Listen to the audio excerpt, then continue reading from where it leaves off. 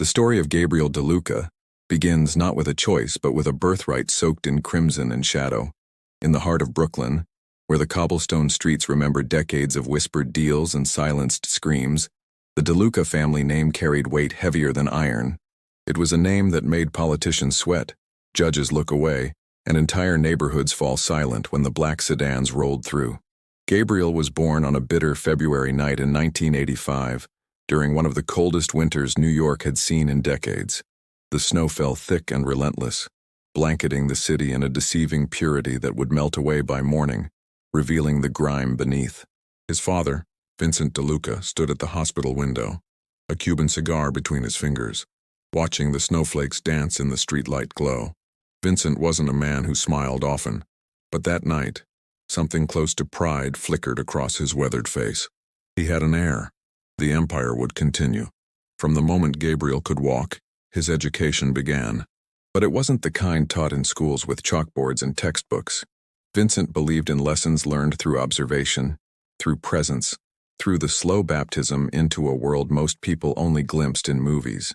At 5 years old, Gabriel sat in the corner of his father's office during meetings, a toy truck clutched in his small hands, listening to conversations about territory disputes, about loyalty, about what happened to those who betrayed the family.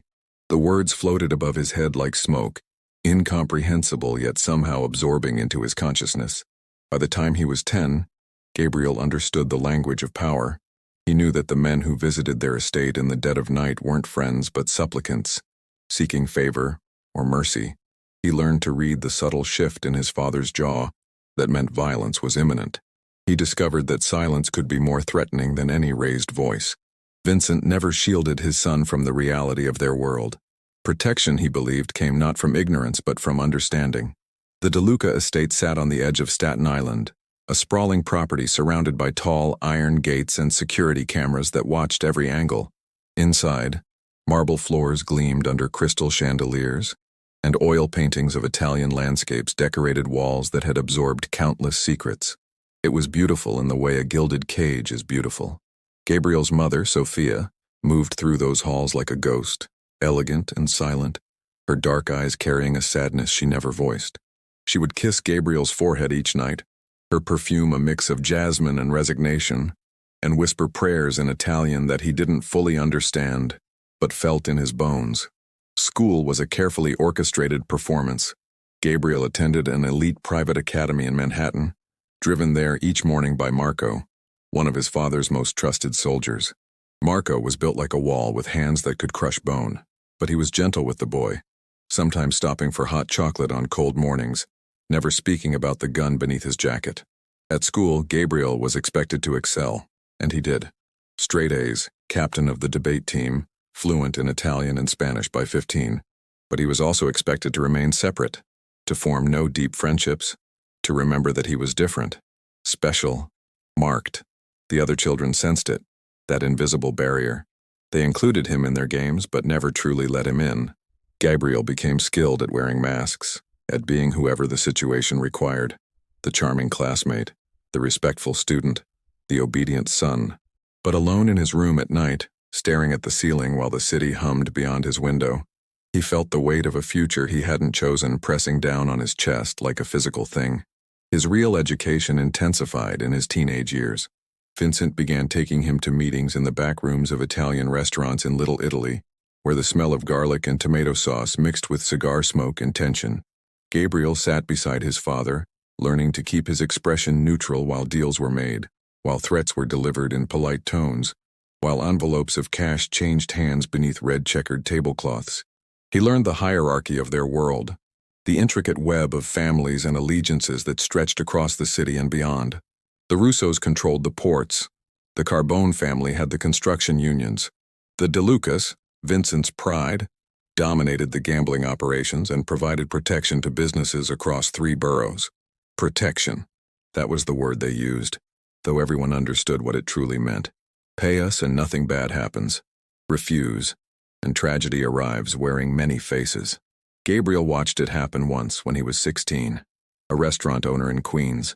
A stubborn old man who ran a pizzeria that had been in his family for 40 years refused to pay. He claimed he'd rather close his doors than give in to extortion. Vincent's response was measured and brutal. One night, a fire started in the kitchen. The old man escaped, but the building didn't. Gabriel stood across the street with his father, watching the flames climb into the night sky. The heat so intense they could feel it on their faces even from that distance. Vincent placed a hand on his son's shoulder, his grip firm. That was the first time Gabriel felt something crack inside himself. Not break, not yet, but crack. A hairline fracture in the foundation of who he was being built to become. He said nothing, showed nothing, but that night he lay awake until dawn, the image of those flames burning behind his closed eyes, wondering about the photographs and memories turning to ash, about the old man's granddaughter who worked the counter on weekends, about the price of power. The training became more direct as Gabriel approached 18. Vincent arranged for him to learn from various specialists in their organization. From Anthony, a silver-haired accountant who could make millions disappear in offshore accounts and shell corporations, Gabriel learned the financial architecture of their empire. From Carlo, a man with cold eyes and steady hands, he learned how to handle firearms, how to disassemble and reassemble a Beretta blindfolded, how to shoot with precision. From his uncle Sal, Vincent's younger brother and the family's enforcer, he learned about intimidation, about the psychology of fear, about how violence was a tool like any other when applied correctly. But it was from Vincent himself that Gabriel learned the most important lessons: control, composure, the ability to make decisions that would haunt other men but wouldn't cost you a single night's sleep. Vincent would quiz him during their morning espressos, presenting hypothetical situations. One of your captains is skimming from the weekly take. What do you do? A rival family makes a move on your territory. How do you respond? A loyal soldier kills someone without authorization. What's the appropriate consequence? Gabriel learned to answer with the cold calculus his father expected, even as something inside him recoiled. The city itself became Gabriel's textbook. New York in the late 90s and early 2000s was a place of stark contrasts. Manhattan gleamed with new money and gentrification, old neighborhoods transforming almost overnight into playgrounds for the wealthy. But Brooklyn, Queens, the Bronx, they retained their gritty character. Their pockets of the old world where Italian was still spoken in social clubs, where bakeries produced cannoli using recipes brought over from Sicily generations ago, where everyone knew everyone and loyalty was currency more valuable than cash. Gabriel moved through these worlds with increasing confidence. His presence commanded respect before he even spoke. By 19, he stood 6'2", with his father's dark hair and sharp features, but his mother's expressive eyes. He dressed in expensive suits tailored in Little Italy, wore a watch that cost more than most people's cars, and carried himself with the bearing of someone destined for command. Men twice his age stepped aside when he walked into a room. Women looked at him with a mixture of attraction and fear, that dangerous combination that surrounds men who live outside normal rules. But beneath the surface, beneath the masks he'd learned to wear so well, Gabriel was drowning. The crack that formed at 16 had spread, creating fissures in the foundation his father had so carefully constructed. He began to notice things he'd trained himself to ignore. The terror in people's eyes when Vincent's name was mentioned. The families broken by gambling debts. The neighborhoods hollowed out by the drug trade his family facilitated even if they didn't directly handle the product. The human cost of their empire. He started taking long walks through the city late at night, after his father was asleep, needing to move, to think, to breathe air that didn't feel weighted with expectation. He'd walk from Staten Island across the Verrazano Bridge, the city lights spreading before him like a galaxy, the cold wind off the water numbing his face. Sometimes he'd end up in parts of Brooklyn his family controlled, watching from shadows as life unfolded in bars and apartments and street corners. He saw the addicts, the desperate, the broken. He saw the consequences of decisions made in marble-floored offices over expensive scotch. The final crack came 2 weeks after his 20th birthday, on a humid August night when the air hung thick and still, when even the breeze off the harbor provided no relief. Vincent called a meeting at their estate, summoning the family's top captains and soldiers. Gabriel was expected to attend, positioned at his father's right hand. This was standard now, his presence at important gatherings, Vincent's way of establishing succession, of showing that Gabriel was being groomed for leadership. The meeting concerned a problem. A captain named Jimmy Falco had been conducting business on the side. keeping profits that should have been shared with the family. Worse, he'd been talking to federal agents, supposedly providing information in exchange for immunity. The evidence was damning, presented by Sal, who'd had Falco followed for weeks. Bank deposits that didn't match his reported earnings, meetings with men in suits at neutral locations, phone calls made from burners that had been compromised. Vincent listened with his characteristic calm, his fingers steepled beneath his chin. When Sal finished his presentation, the room fell silent. Everyone knew what came next.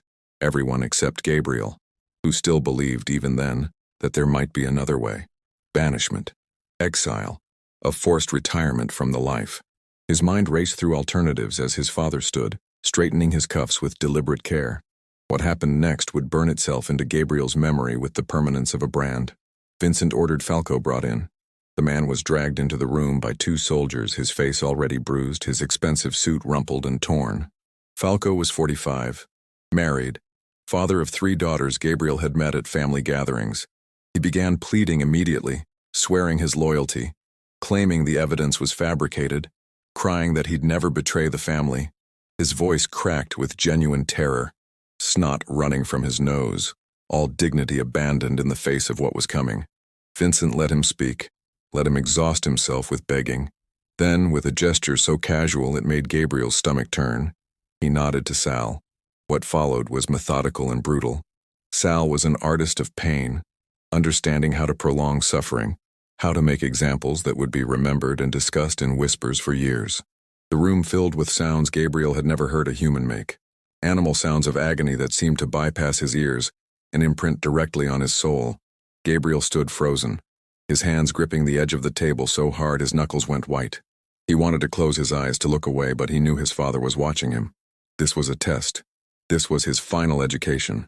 So he stood there, his face a practiced mask of neutrality while his insides turned to ice, while something fundamental inside him shattered beyond any hope of repair.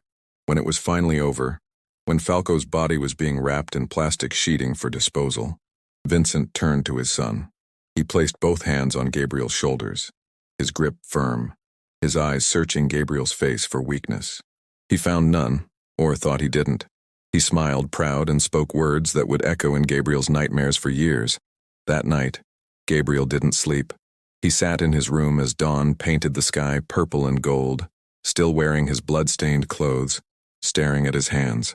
These hands had been destined to give orders like the one he'd witnessed. These hands were supposed to build and maintain an empire sustained by fear and violence. These hands were meant to be soaked in blood, metaphorically and perhaps literally. And in that moment, watching the sun rise over a city his family had helped corrupt, Gabriel DeLuca made a decision that would change everything. He couldn't do it. He wouldn't. Whatever the cost, whatever he had to sacrifice, he would not become his father. The crack inside him had become a chasm, and on one side stood the man he was supposed to be, and on the other stood someone else entirely, someone he desperately hoped he could become. The decision was made in his heart that dawn, but Gabriel knew that acting on it required careful planning. You didn't simply walk away from the DeLuca family. Men who tried to leave ended up in shallow graves or dissolved in barrels of acid in industrial sites along the New Jersey shore. Gabriel had 3 things working in his favor: his father's trust, his access to resources and time. But not much time. In 3 months, Vincent planned to officially bring Gabriel into the family business, with a ceremony attended by representatives from the major families across the East Coast. It would formalize his position as heir, bind him through rituals that had weight in their world. After that, escape would be impossible. Gabriel became a ghost haunting his own life, present but absent, going through motions while his mind raced through scenarios and contingencies. He continued attending meetings, nodding at appropriate moments, asking questions that demonstrated engagement. He trained with Carlo at the shooting range, his groupings tight and centered. He reviewed financial documents with Anthony, learning more about the family's legitimate business fronts and offshore accounts. To everyone watching, he appeared to be settling into his role with increasing confidence. No one suspected that each lesson was being cataloged differently, not as knowledge to use but as intelligence about what he'd need to escape. The first practical step was money. Gabriel couldn't access the family accounts without triggering alerts, but over the years he'd accumulated a personal reserve: birthday gifts, graduation money, payments for small jobs his father had given him to establish his credibility. It totaled nearly $200,000 in cash, kept in a safe deposit box at a bank in Manhattan, one his family didn't control.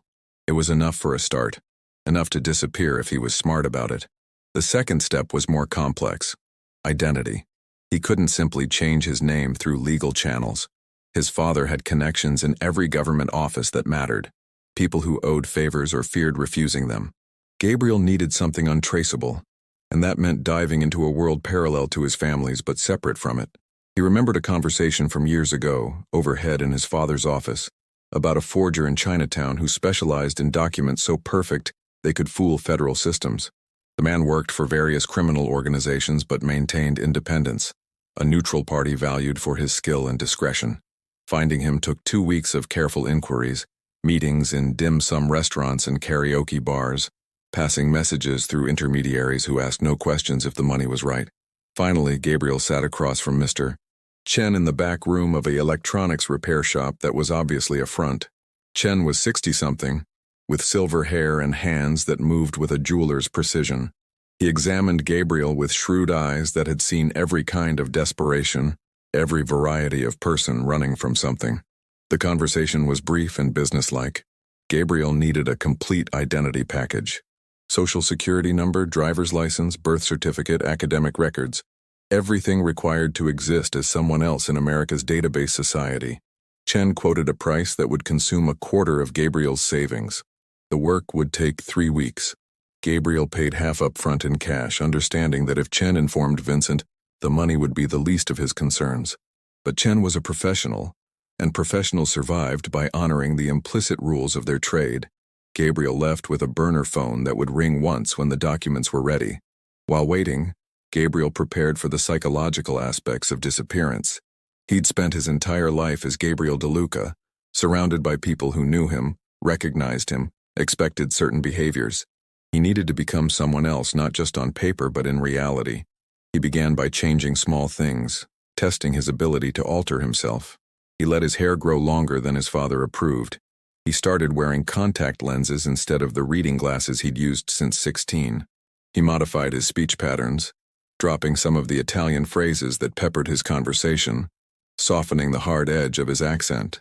They were minor adjustments, but they were practice for the larger transformation ahead. He also began researching his escape destination. New York was impossible.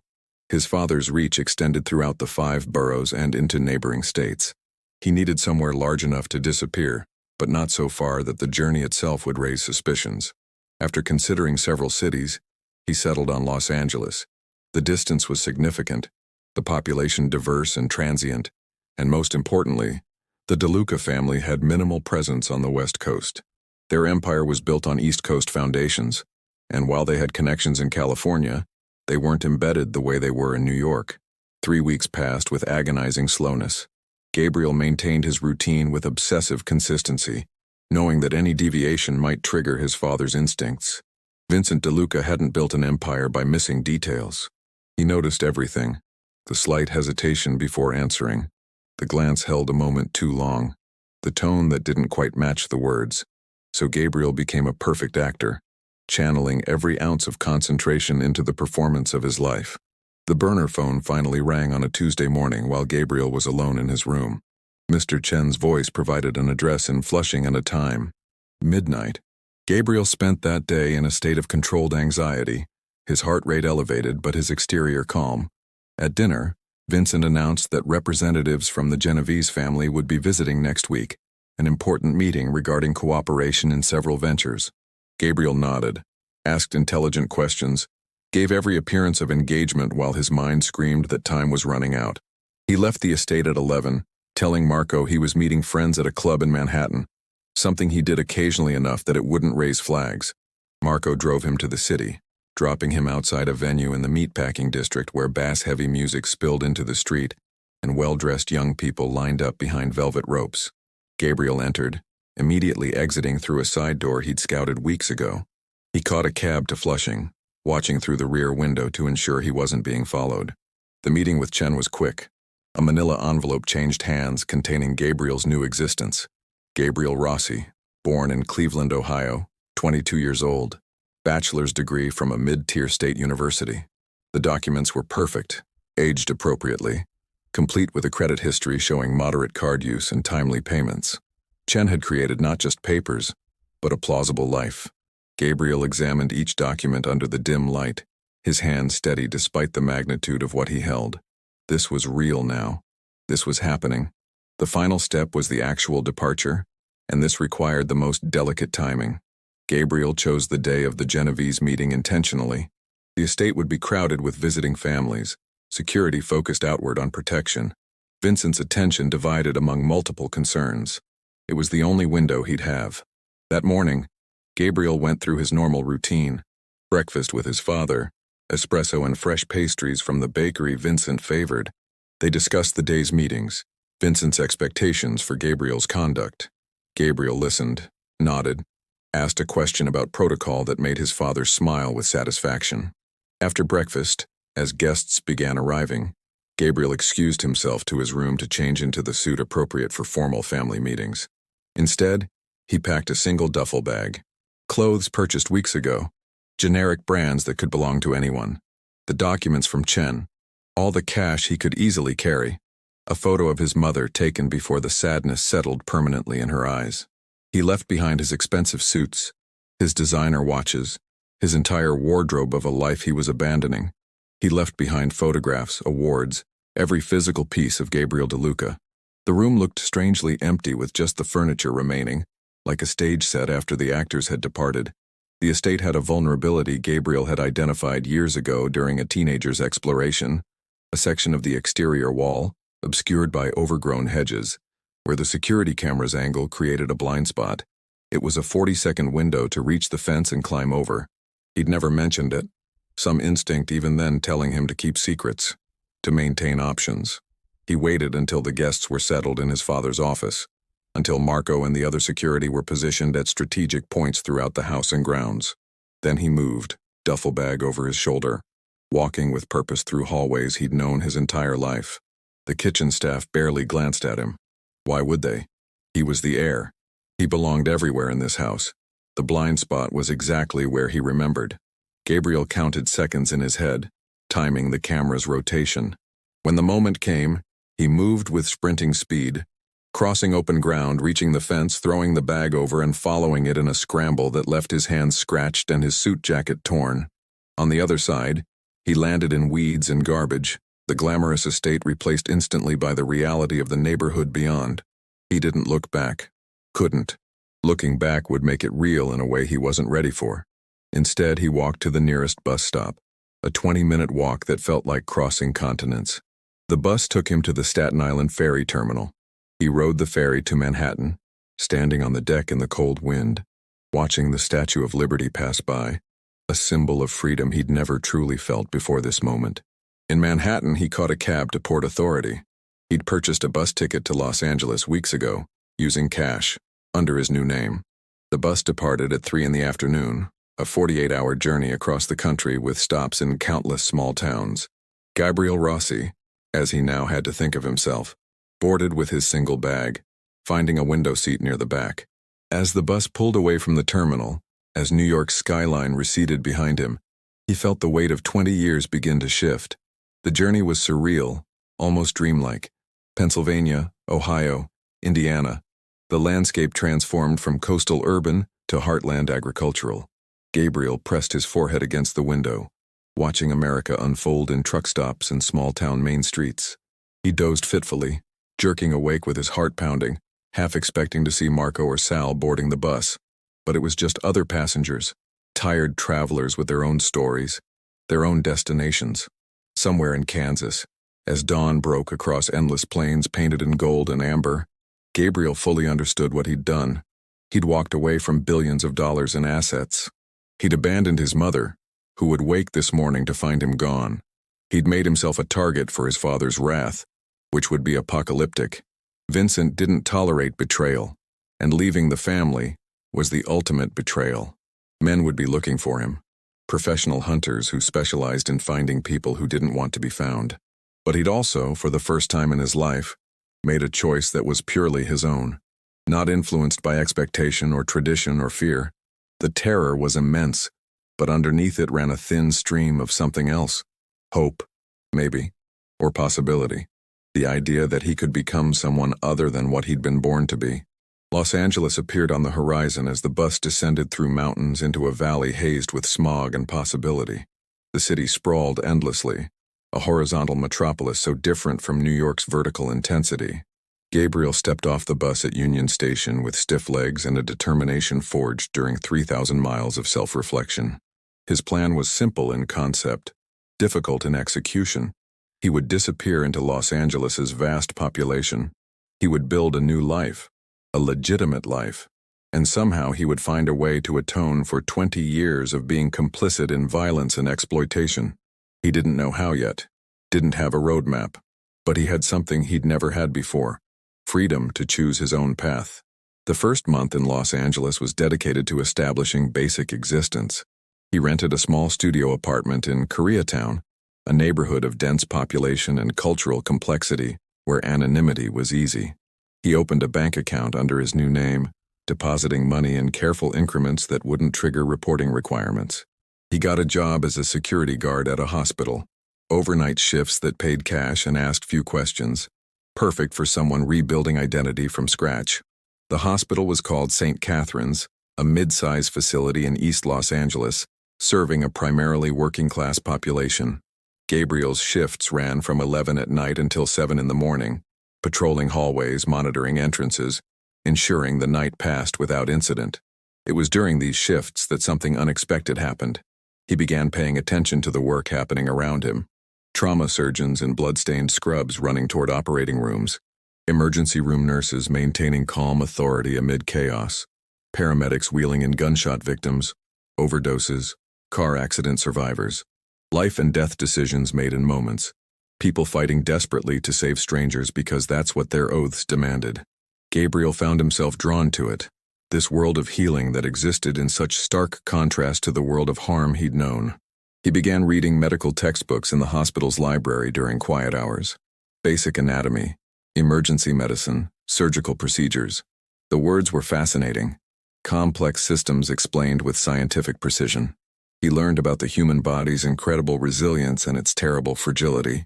He discovered that saving a life required knowledge, skill, and a commitment to putting another person's well-being above your own comfort. An idea began forming, audacious, and seemingly impossible. What if he could become a doctor?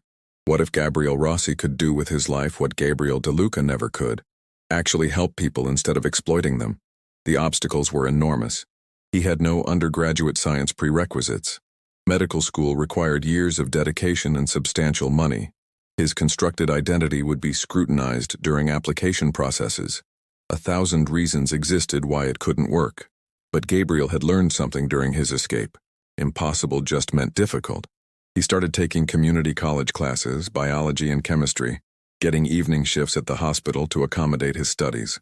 His professors noticed his intensity, the way he absorbed information like someone making up for lost time. He earned straight A's, not through natural talent but through relentless work, studying until 3 in the morning, reviewing notes during lunch breaks, living and breathing the material. 2 years passed this way. Gabriel became Gabriel Rossi so completely that some nights he forgot he'd ever been anyone else. He avoided other transplanted New Yorkers. He never discussed his past. He built a small, carefully controlled life of work and study, allowing nothing to jeopardize his goal. He was lonely, profoundly so, but loneliness felt like a price worth paying for the chance at redemption. The community college classes led to university admission. UCLA accepted him as a transfer student with a substantial financial aid package. He continued working at the hospital, now as a phlebotomist, drawing blood and interacting with patients.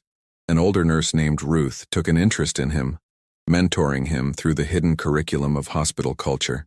She never asked about his past, sensing perhaps that some stories shouldn't be told. But she taught him about compassion, about seeing patients as whole humans rather than collections of symptoms. Medical school applications consumed his 4th year in Los Angeles. The personal statement was challenging, requiring him to explain his motivation without revealing truth. He wrote about witnessing violence in his neighborhood, about wanting to heal the damage that people inflicted on each other. It was true, just not in the way the admissions committees would assume. His MCAT scores were exceptional, the result of borderline obsessive preparation. His recommendations glowed with praise for his work ethic and patient interactions.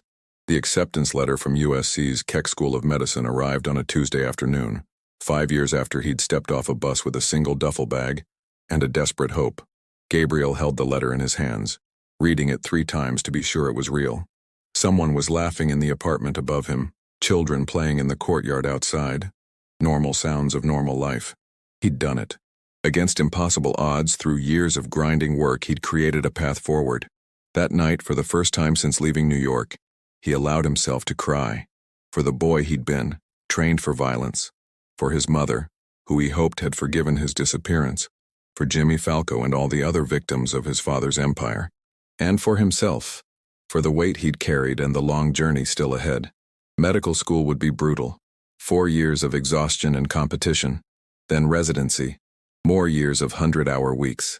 But at the end of it, he would be Dr. Gabriel Rossi. He would save lives. It wouldn't erase the past, couldn't make up for years of complicity, but it would be something. It would be his own. Medical school proved to be the crucible Gabriel needed, a trial by fire that consumed everything else in his life. The first day at USC Keck, he sat in a lecture hall with 199 other first-year students, all of them bright, ambitious, driven. The dean stood at the podium and delivered the traditional welcome speech, explaining that medical school would be the hardest thing they'd ever done, that it would test not just their intellect, but their character, their resilience, their fundamental capacity for sacrifice. Around Gabriel, students shifted nervously. He sat perfectly still, thinking that none of them had walked away from a Mafia empire, that none of them carried the ghosts he carried. If he could survive that, he could survive anything. The curriculum was overwhelming by design. Anatomy, physiology, biochemistry, pathology, pharmacology. Each course delivered information at fire hose velocity, expecting students to master in weeks what would normally take semesters.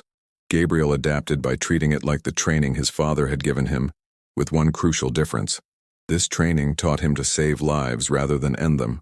He studied with monastic discipline, arriving at the library when it opened at 6 in the morning, leaving when security kicked him out at midnight. His classmates formed study groups, built friendships, maintained some semblance of life outside medicine. Gabriel remained apart, polite but distant, his past making true connection feel dangerous. The anatomy lab was where Gabriel confronted mortality in a new way. The cadaver assigned to his group was an elderly man who donated his body to science, a final act of generosity. As Gabriel made his first incision, carefully separating skin from fascia, he thought about all the bodies his father's organization had created. This was different.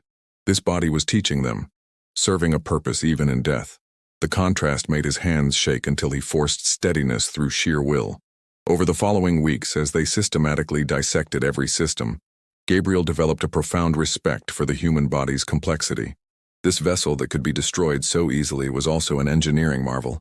Billions of years of evolution creating something simultaneously fragile and remarkably durable.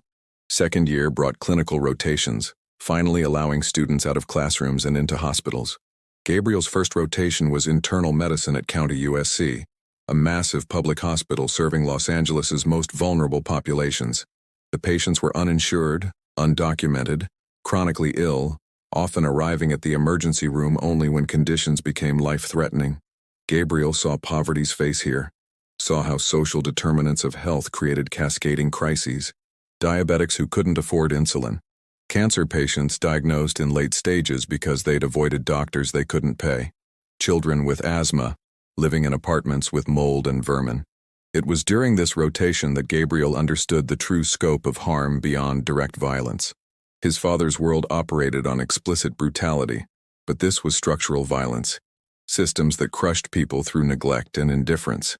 Both destroyed lives. Both were unacceptable. The realization sharpened his commitment. Every patient he saw became an opportunity to push back against that structural harm, to be one point of light in overwhelming darkness.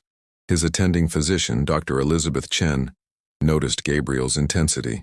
She was 45, a product of these same neighborhoods who'd fought her way through medical school and returned to serve her community. During rounds one morning, After Gabriel had spent an extra hour sitting with a dying patient who had no family, Dr. Chen pulled him aside. She told him that his compassion was valuable but warned him about burnout, about the necessity of boundaries. Gabriel listened, nodded, but privately dismissed the advice. He didn't have the luxury of boundaries. He had a debt to repay that could never be fully settled. Third year was surgical rotations, and Gabriel discovered his calling in the operating room. There was something about surgery's immediacy that resonated with him. The direct cause and effect, the visible results. Someone came in broken, and you fixed them, or you tried your absolute best. The stakes were clear, the mission unambiguous. He excelled in the OR, his hands steady, his spatial reasoning exceptional. The attending surgeons began allowing him more responsibility, letting him close incisions, assist in complex procedures. Trauma surgery became his specific focus. The trauma bay at County USC was chaos incarnate, especially on weekend nights. Gunshot wounds, stabbings, car accidents, industrial injuries. The casualties of urban life arrived in a constant stream. Gabriel thrived here. His ability to remain calm under pressure, to make rapid decisions, to function on adrenaline and caffeine proving invaluable. The attending trauma surgeons noticed. Dr. Marcus Webb, chief of trauma, a black man who'd served as an army surgeon in Iraq, took Gabriel under his wing. Dr. Webb was brutally honest in a way Gabriel appreciated. After a particularly difficult case where a teenager died on the table despite their best efforts, Dr. Webb and Gabriel sat in the surgeon's lounge at 3 in the morning. Dr. Webb explained that trauma surgery required accepting failure as part of the job. You couldn't save everyone. Sometimes the injuries were too severe, the blood loss too rapid, the damage too extensive. What mattered was giving every patient your absolute best effort, learning from each case and carrying the losses without letting them destroy you. Gabriel understood intellectually, but wondered if he'd ever truly accept it. Each loss felt personal. Another life he'd failed to save when his entire purpose was redemption through healing. Fourth year brought applications for residency. The final step before becoming a full physician, Gabriel applied exclusively to trauma surgery programs, focusing on high-volume centers in large cities. His applications were strong. Excellent grades, glowing recommendations, research publications on trauma outcomes. But the interviews were challenging. Program directors asked about his background, his motivation, his life before medicine. Gabriel stuck to his carefully crafted story. Growing up in Cleveland in a working-class family, witnessing community violence, wanting to make a difference. The lies came easily now, polished through years of repetition. He'd become Gabriel Rossi so completely that Gabriel DeLuca felt like someone else entirely, a character in a story he'd once heard. The match results arrived in March of his fourth year, a sealed envelope that determined his future.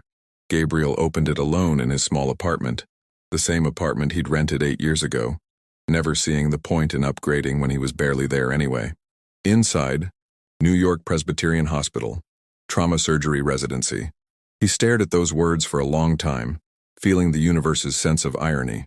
After 8 years of running from New York, after building an entire new existence on the opposite coast, he was going back to the city where his father still ruled, where soldiers might recognize him despite the changes, where his past and present might collide with catastrophic results. He could have tried to switch, to find another position somewhere safer. But trauma surgery residencies were competitive, and New York Presbyterian was among the best programs in the country. More than that, some part of him recognized the poetry in returning. He'd left New York as a coward fleeing violence. He'd return as a healer, someone dedicated to saving the very people his father's world destroyed. It felt like closing a circle, even if that circle was drawn in razor wire. The residency was punishing in ways medical school had only previewed. 100-hour weeks, 36-hour shifts, responsibility for human lives during the vulnerable hours when exhaustion made mistakes likely. Gabriel was assigned to the night shift trauma team, meaning he worked from 7 in the evening until 7 in the morning, 5 nights a week. The days blurred together in a haze of blood, adrenaline, coffee, and the constant beeping of monitors. He learned to survive on 3 hours of sleep, to eat standing up, to make life or death decisions while so tired his hands trembled. The cases were relentless. New York's violence arrived at their doors in ambulances and police cars. Gang shootings in the Bronx, domestic violence in Queens. car accidents on the Cross Bronx Expressway, construction accidents in Manhattan. Each patient had a story, though Gabriel rarely learned more than fragments. The young man shot 3 times protecting his little brother. The woman stabbed by an ex-boyfriend. The delivery driver hit by a drunk driver. He operated on them all, fighting to keep blood in their bodies, to repair damaged organs, to give them another chance at life. Gabriel developed a reputation among the nursing staff and other residents. He never lost his temper, never complained about difficult cases or long hours, never seemed to need sleep or breaks. They called him the Machine, though not unkindly. He was reliable, skilled, calm. What they didn't see was the weight he carried, the way each saved life felt like a small payment on an unpayable debt, the way each loss haunted him for days. He kept a mental tally, a running count of lives saved versus lives lost, as if reaching some arbitrary number might grant absolution.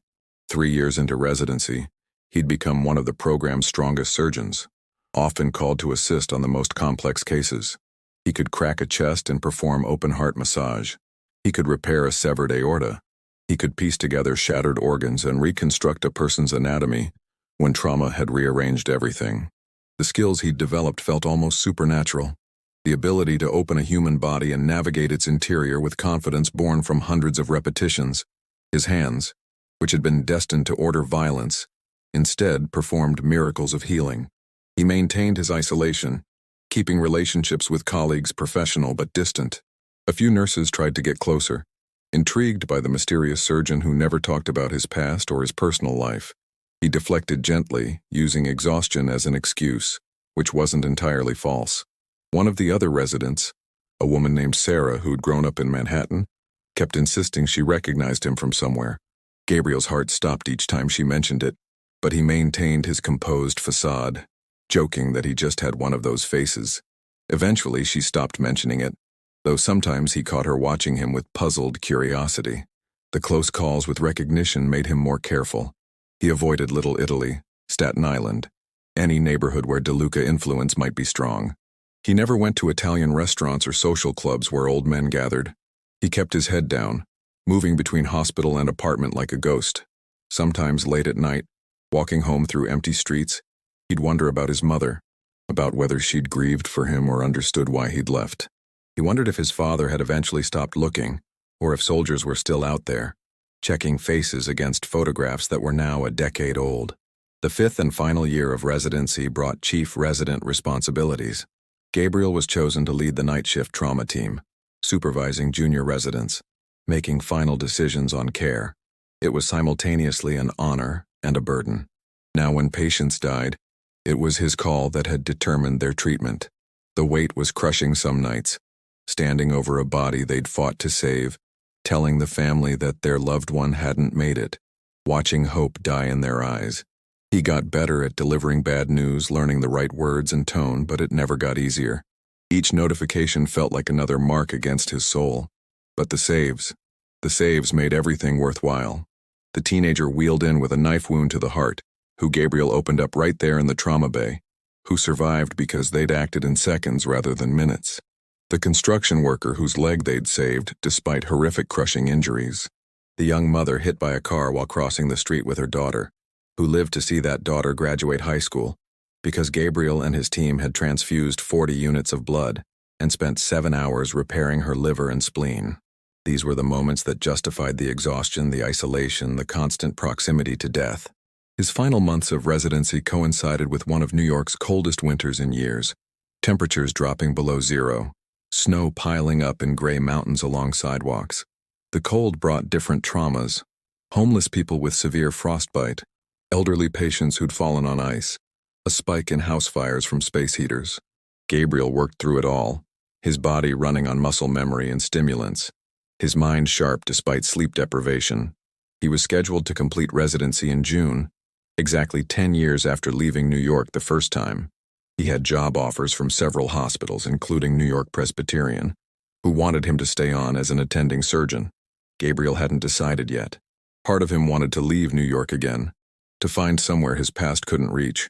But another part, the part that had driven him through a decade of transformation, felt that his work here wasn't finished, that returning to New York had been fate rather than chance. that there was something still to come, some final reckoning with the life he'd fled. That reckoning arrived on a Saturday night in April, during a shift that had already been chaos. 2 mass casualty events, a building fire, and a gang shooting. The trauma bay was packed, every bed occupied, surgeons working on multiple patients simultaneously.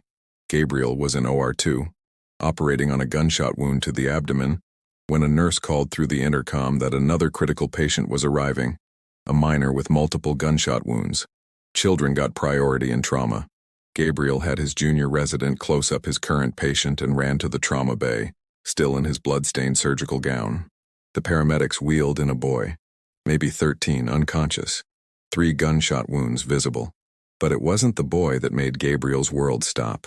It was the tattoo on the shooter who'd arrived separately, under police guard, also critically injured. A small tattoo of a crowned lion on the shooter's right hand between thumb and forefinger, the symbol of the DeLuca family. Gabriel had seen that tattoo hundreds of times growing up, marked on every soldier and captain in his father's organization, a mark of belonging and loyalty. His 2 worlds, separated by a decade and 3,000 miles, had just collided in the worst possible way. The boy on the table was a victim of his father's empire. The shooter, another young man seduced or coerced into a life of violence, bore the mark of the family Gabriel had spent 10 years running from. And Gabriel stood between them, a surgeon sworn to save both despite the poison their existence represented. He forced himself to focus. Personal history didn't matter. His oath didn't have exceptions. He began barking orders, assessing the boy's injuries, calling for blood, preparing for emergency surgery. The boy's wounds were severe. 1 bullet had entered his chest, another his abdomen, the third had shattered his femur. Life-threatening injuries, but potentially survivable if they acted fast. As they wheeled the boy toward the OR, Gabriel caught a glimpse of the shooter's face. Young, maybe 19, scared beneath the bravado. Another kid destroyed by the same system that had been waiting to destroy Gabriel. Under different circumstances, Gabriel might have been the one lying on that gurney, marked with that tattoo, having shot someone in a gang dispute over territory or respect or money. The surgery took 6 hours. Repairing the cardiac injury, removing the bullet fragments from the abdomen without causing further damage, stabilizing the shattered femur. Gabriel worked with focused intensity, aware that every decision mattered, that this child's life hung on millimeters and moments. His team moved around him with practiced efficiency, anticipating his needs, following his directions. When they finally wheeled the boy to ICU, alive and stable, Gabriel stood in the surgical suite for a long moment, his hands still gloved and bloody, feeling the weight of a decade crash down on him at once. The boy survived the night, and the next, and the one after that. Gabriel followed his recovery with obsessive attention, checking on him between other cases, reviewing his vitals, adjusting medications. The ICU nurses noticed, but didn't comment. They'd learned that their chief resident sometimes fixated on certain patients, that he carried their outcomes like personal responsibilities. The boy's name was Marcus, and he was 14, not 13 as Gabriel had initially thought. 14 years old with 3 bullets in him because he'd been in the wrong place at the wrong time, because he lived in a neighborhood controlled by the DeLuca family, where violence was as common as rain. Marcus's mother arrived on the second day, a woman in her late 30s who looked a decade older, worn down by poverty and worry. Her name was Teresa, and she worked 2 jobs as a home health aide, trying to raise 3 children alone after her husband had been killed in a construction accident 5 years ago. Gabriel met with her in the ICU waiting room, a space decorated with artificial plants and inspirational posters that did nothing to ease the grief and fear that saturated the air. He explained Marcus's injuries and prognosis in clear terms, avoiding medical jargon, meeting her eyes as he delivered the reality. Her son would live, but recovery would be long and difficult. Teresa cried, relief and exhaustion and anger mixing together. She asked Gabriel why this kept happening, why children couldn't play outside without being shot, why the violence never stopped. Gabriel had no good answer. He couldn't tell her that he knew exactly why, that he'd grown up with the architects of this violence, that his father's organization treated neighborhoods like Teresa's as territories to be controlled and exploited. Instead, he promised that Marcus would receive the best care possible, that they'd do everything to help him recover. It was inadequate, but it was all he could offer. The shooter, whose name was Carlos Rivera, survived his own surgery but faced multiple charges including attempted murder, weapons possession, and gang activity. 2 police officers were stationed outside his ICU room around the clock. Gabriel treated him with the same professional care he gave Marcus, checking surgical sites, ordering appropriate pain management, monitoring for complications. Carlos was young and scared beneath the hard exterior, occasionally letting his mask slip to reveal the terrified teenager underneath. During one check, while Gabriel examined his surgical incisions, Carlos asked if he was going to die. Gabriel told him the truth. His body would heal, but his life was in danger from the legal system and probably from his own organization, which didn't tolerate failure or arrest. Carlos's eyes reflected a recognition of this reality, a hopeless acceptance that hurt Gabriel in ways he couldn't fully articulate. A week after the shooting, while Marcus remained in ICU and Carlos had been transferred to the prison ward, Gabriel's past caught up with him in a way he hadn't anticipated. He was in the doctor's lounge, grabbing his first coffee of a 16-hour shift, when Dr. Webb approached with an unusual expression. There was a detective who wanted to speak with Dr. Rossi, someone from the NYPD's Organized Crime Division. Gabriel's heart rate spiked, but he kept his face neutral, asking what it was about. Dr. Webb didn't know, just that it was connected to the shooting. The detective was waiting in a small conference room. A woman in her 50s named Sandra Martinez, with sharp eyes that missed nothing. She introduced herself, thanked Gabriel for his time, then began asking questions about Carlos Rivera. Had Carlos said anything during treatment? Had anyone visited him? Did Gabriel notice anything unusual? The questions were standard investigative procedure, but Gabriel's instincts trained during his childhood told him this was more than routine. Detective Martinez was watching him too carefully, noting his reactions, looking for something beyond her stated questions. Gabriel answered truthfully and blandly. Carlos had said little beyond expressing pain and fear. No unusual visitors that Gabriel knew of. Nothing remarkable beyond the tragedy of another young life destroyed by gang violence. As he spoke, he maintained the composed professionalism of Dr. Gabriel Rossi, giving no hint that the name DeLuca meant anything beyond what he'd read in the tattoo. Detective Martinez seemed satisfied, but as she stood to leave, she paused, studying Gabriel's face with uncomfortable intensity. She mentioned that Carlos was connected to the DeLuca organization, that they'd been conducting a long-term investigation into the family's operations. She said the name like it should mean something to him. Watching for reaction, Gabriel gave her nothing, just nodded and said he hoped they could reduce the violence plaguing the neighborhoods his hospital served. It was exactly what a concerned doctor would say. Perfectly pitched, completely sincere. Detective Martinez left, but Gabriel had the unsettling feeling that he'd been tested rather than questioned. That night, unable to sleep after his shift, despite bone-deep exhaustion, Gabriel did something he'd avoided for 10 years. He searched online for news about his father. Vincent DeLuca's name appeared in dozens of articles, most from years ago.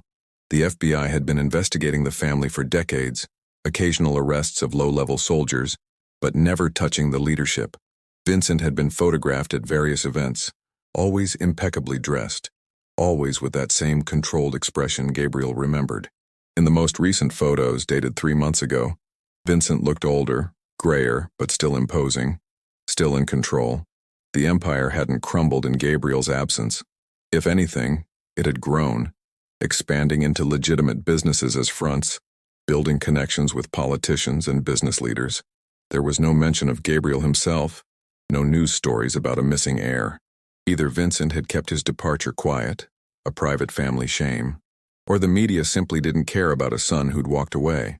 Gabriel didn't know which explanation was more likely, but the absence of public acknowledgement somehow made his escape feel less real, as if those 20 years of his life had been erased from official history. The following week brought spring rain to New York, heavy storms that flooded streets and knocked out power in parts of the city. The rain also brought an increase in accidents, cars hydroplaning, pedestrians slipping on slick surfaces. Gabriel worked 3 consecutive nights of trauma surgeries, crash victims, and fall injuries, barely sleeping between shifts. His body was running on autopilot, muscle memory performing tasks while his mind floated in a haze of fatigue. It was during one of these shifts, at 3 a.m. during a brief lull in patients, that Gabriel stood at the trauma bay entrance. watching rain hammer the ambulance bay under sodium lights. The city was quiet in that particular way of deep night storms. Most people sheltered inside, the streets belonging to emergency workers and those with nowhere else to go. Gabriel thought about the path that had brought him here, the impossible journey from criminal heir to trauma surgeon. 10 years of running, hiding, rebuilding. 10 years of trying to save enough lives to balance some cosmic scale he couldn't see, but felt weighing every action. A nurse named Diane approached, offering him coffee from the break room. She was in her 40s, a veteran of the trauma unit, someone who'd seen enough to recognize the signs of someone carrying heavy burdens. They stood together in silence for a moment, watching the storm, before Diane mentioned that the young boy from the shooting, Marcus, was being transferred out of ICU tomorrow. He was recovering well, surprisingly well given the severity of his injuries. It was good news, the kind of win that made the brutal hours worthwhile. Gabriel felt something loosen slightly in his chest, a tension he'd been carrying since pulling bullets from that child's body. But good news in trauma surgery is often followed by bad. An ambulance call came in, a critical patient en route. ETA 5 minutes. Mass casualty situation, gang shooting, multiple victims. Gabriel and his team snapped into motion, preparing the trauma bay, calling in backup surgical teams, running through mental checklists. The adrenaline cut through his exhaustion like a knife. This was what he trained for, what he'd spent 10 years learning to do. The ambulances arrived in a convoy, 3 of them, doors flying open to reveal organized chaos. Paramedics wheeled in gurneys, calling out vitals and injuries.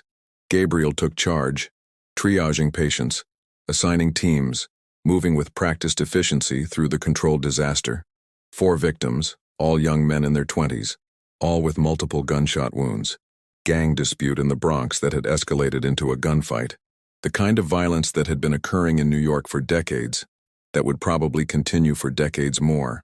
Gabriel took the most critical patient, a young man with chest and abdominal wounds, actively coding on the gurney. They began CPR immediately, running him straight to surgery without the usual trauma bay evaluation. Sometimes you didn't have time for protocol. Sometimes you had to cut now or lose them. Gabriel called for the thoracotomy tray, prepared to crack the patient's chest right there in the OR, to massage his heart manually if necessary. It was a desperate measure, rarely successful, but doing nothing guaranteed death. They worked for 40 minutes, trying everything, pushing every medication, shocking the heart multiple times. The room filled with that particular intensity of a team fighting death with every skill they possessed. But sometimes death wins. The heart wouldn't restart. The damage was too extensive. Gabriel called it at 4:17 a.m., his voice steady despite the frustration burning in his chest. Time of death, patient's name, cause. The clinical notation of a life ended. The team stepped back from the table, the sudden stillness after frantic activity always jarring. Nurses began the grim work of cleaning up, preparing the body for the morgue. Gabriel stripped off his bloodied gloves and gown, walking out of the OR on unsteady legs. The adrenaline was crashing, leaving him hollow. 3 other patients had survived, but this one hadn't. Another young man dead from gang violence. Another family that would receive a devastating phone call. Another life destroyed by the same system Gabriel had been born into. The familiar darkness crept in. The question of whether anything he did mattered when the violence never stopped, when the pipeline from poverty and exploitation to graves kept running at full capacity. He made it to the locker room before the emotions hit. Leaning against the cold metal of his locker, Gabriel felt 10 years of suppressed grief and rage trying to claw its way out. He thought about Jimmy Falco, tortured and killed in his father's office. About Marcus, 14 years old with 3 bullets in him. About Carlos Rivera, teenage life already destroyed. About the young man who died on his table minutes ago. About all the bodies stacked up by his father's empire, by gang violence, by a system designed to grind up the vulnerable and discard their remains. The locker room door opened. Dr. Webb entered, still in scrubs, face showing the exhaustion of his own long night. He looked at Gabriel, saw the state he was in, and did something unexpected. He sat down on the bench beside him and said nothing. Just sat there, another human being who understood the weight of losing patience, who knew that sometimes silence was better than platitudes. They sat like that for maybe 5 minutes, the sounds of the hospital filtering through the door before Dr. Webb finally spoke. He told Gabriel that in 20 years of trauma surgery he'd lost hundreds of patients. Every death hurt, but you couldn't carry them all or you'd collapse. The trick was to remember that you hadn't created the violence, hadn't pulled the triggers, hadn't built the systems that led these young men to kill each other. Your job was to be there in the aftermath, to save who you could, to give your absolute best every time. The deaths weren't failures, they were tragedies, but they weren't your failures. Gabriel listened, wanting to believe it, but knowing his situation was different. He had helped build the systems that created this violence, even if his only crime was being born into that family, being complicit through inheritance. The storm outside intensified, thunder rolling across the city, lightning illuminating the locker room window in brief flashes. Dr. Webb asked if Gabriel was okay to continue his shift. Gabriel nodded. He was always okay to continue. That's what he did, what he'd always done. Keep moving forward.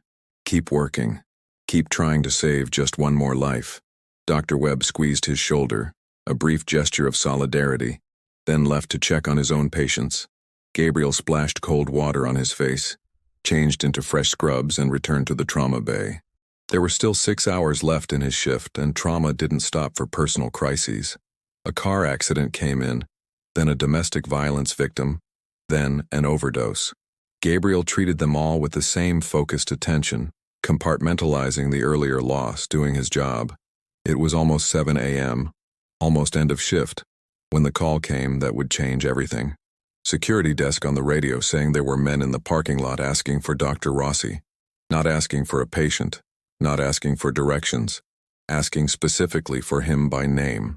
Gabriel's blood froze. This was it, the moment he'd been waiting for and dreading for 10 years. Somehow, some way, his father had found him. He considered running, considered grabbing his keys and disappearing out a side entrance, but he was tired of running.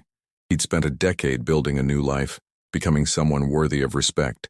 If his past had finally caught up, he'd face it standing, as Dr. Gabriel Rossi rather than Gabriel DeLuca. He walked toward the parking lot entrance, his heart pounding but his face calm. The hospital's automatic doors opened into gray dawn light, rain still falling steadily.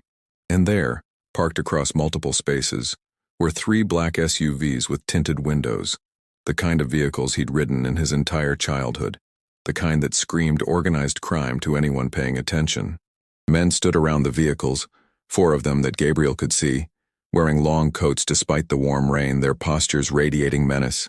One of them was Marco, older, grayer, but unmistakably Marco, who'd driven Gabriel to school every day, who'd bought him hot chocolate on cold mornings, who'd been one of the few genuinely kind presences in his childhood. Marco saw him and something flickered across his face. Recognition, disbelief, and something that might have been relief or regret. The back door of the center SUV opened. Vincent DeLuca stepped out into the rain. Gabriel's father looked older, significantly so, the passage of 10 years evident in new lines around his eyes, in the silver that had replaced most of the dark hair. But he still carried himself with that absolute authority, that certainty that the world would bend to his will. He wore a perfect suit under an expensive raincoat, unbothered by the weather. His eyes locked onto Gabriel with an intensity that seemed to strip away a decade of distance, reducing him momentarily to the boy who'd fled in terror. They stood perhaps 30 feet apart, the rain creating a gray curtain between them. Hospital security had noticed the situation and were approaching cautiously, uncertain how to handle what appeared to be a confrontation. Behind Gabriel, through the glass doors, staff were gathering, watching the drama unfold. He could see their reflections, see Dr. Webb pushing forward through the crowd. Vincent spoke first, his voice carrying even through the rain, that same controlled tone that had ordered deaths and built an empire. He said Gabriel's name, not Rossi, DeLuca. 10 years of carefully constructed identity stripped away with 2 syllables. He said they'd been looking for him, that it was time to come home, that the family needed him. His words were calm but carried the unspoken threat that had always underscored every interaction. This wasn't an invitation. It was a command. Gabriel found his voice, surprised by its steadiness. He said that he wasn't Gabriel DeLuca anymore, that he'd left that life and wasn't coming back, that he'd built something new, something clean, something that actually helped people instead of destroying them. The words came out stronger than he'd expected, carrying 10 years of conviction, of transformation, of purpose discovered and pursued. Vincent's expression hardened. He stepped forward, closing some of the distance between them. He said that Gabriel didn't get to just walk away, that family was blood, that he'd been born to inherit and couldn't change that with a new name and a medical degree, that the violence Gabriel saw in his hospital, the gang shootings and overdoses and victims of organized crime, these were part of a system, a natural order. The DeLuca family brought structure to chaos, provided services people wanted, maintained control that prevented worse violence. This was Vincent's justification, refined over decades, delivered with the certainty of someone who'd never questioned his own narrative. Behind Gabriel, Dr. Webb was now outside, standing slightly to the side, hand on his phone ready to call police.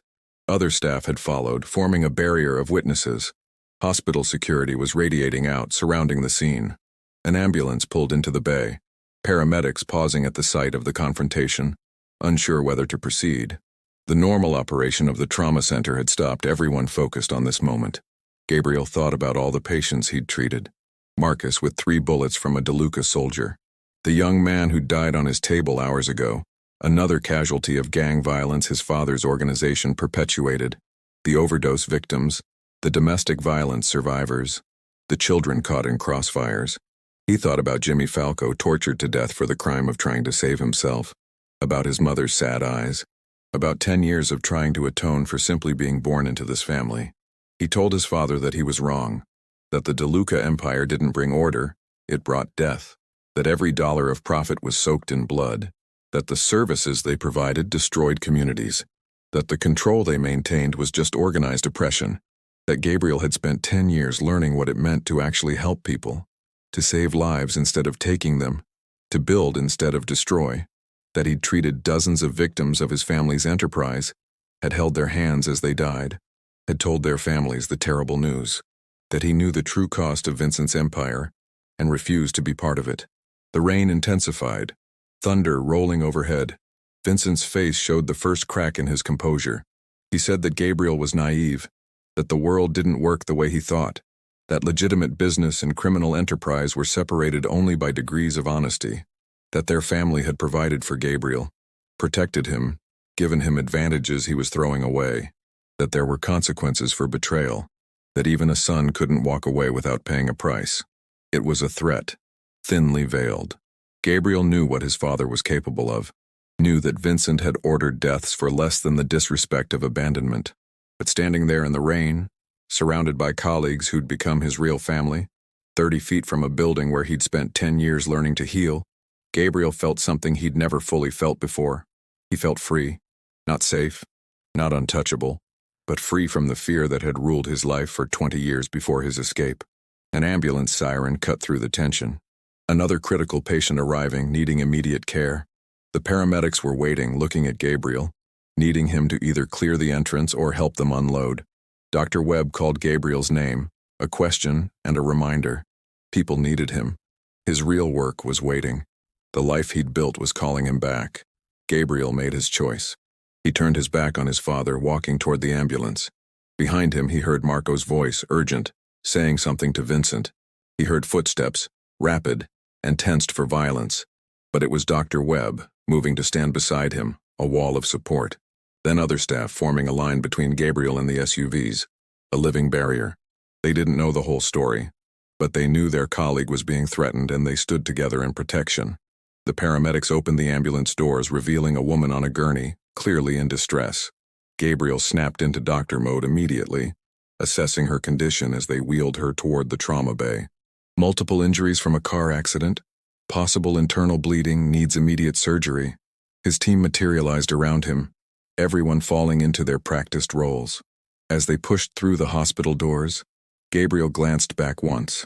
Vincent stood in the rain, surrounded by his soldiers, looking older and smaller somehow. The power he wielded in his world meant nothing here, in a hospital where the only currency was skill and compassion. Marco met Gabriel's eyes across the distance, and something passed between them. Respect, maybe, or understanding, or goodbye. Then Gabriel was inside, the trauma bay doors closing behind him, cutting off the sight of his past. The surgery lasted 4 hours, repairing a ruptured spleen, stabilizing a collapsed lung, setting broken bones. Gabriel worked with absolute focus, His hands steady, his decisions clear. This was who he was now. Dr. Gabriel Rossi, trauma surgeon, healer, someone who fought death with every tool medicine provided. The woman survived, would recover, would go home to her family. One more life saved. One more small victory against the chaos and violence that threatened to overwhelm everything. When he finally emerged from the OR, exhausted beyond measure, Dr. Webb was waiting. The SUVs were gone, he reported. Vincent and his men had left about an hour into Gabriel's surgery, their presence finally drawing police attention they apparently didn't want. Dr.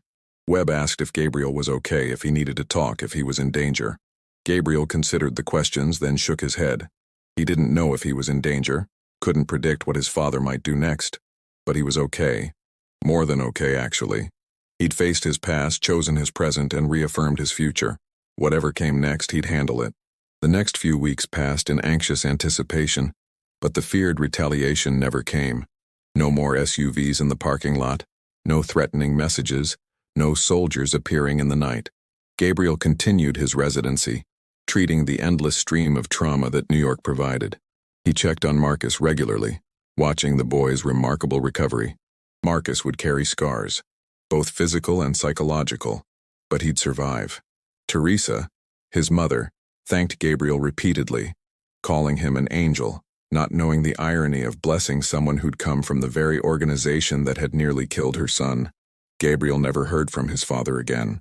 He didn't know if Vincent had given up, decided his son was truly lost, or was planning something subtle and long-term.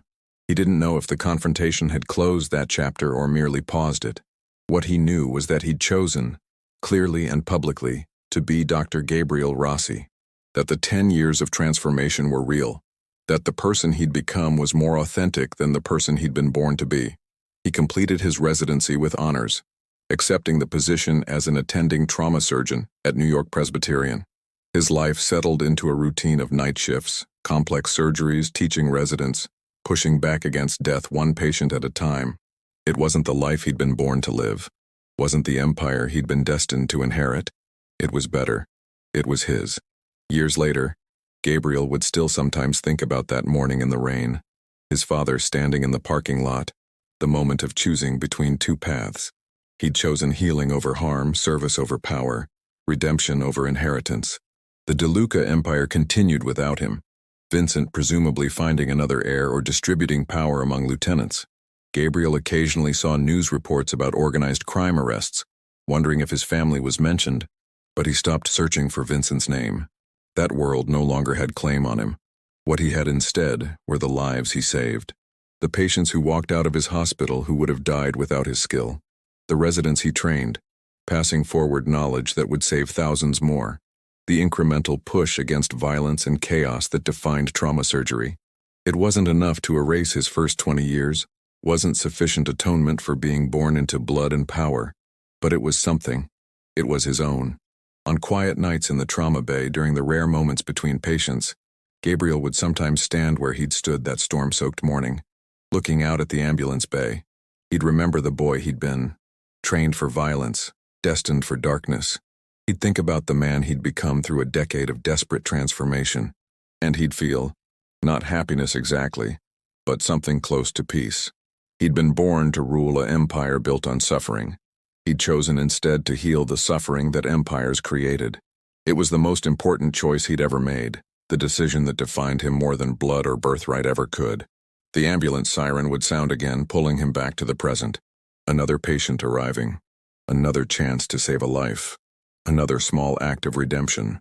Dr. Gabriel Rossi would straighten his shoulders, call his team together, and walk forward to meet whatever tragedy came through those doors. Because this was who he was now. This was who he'd fought to become.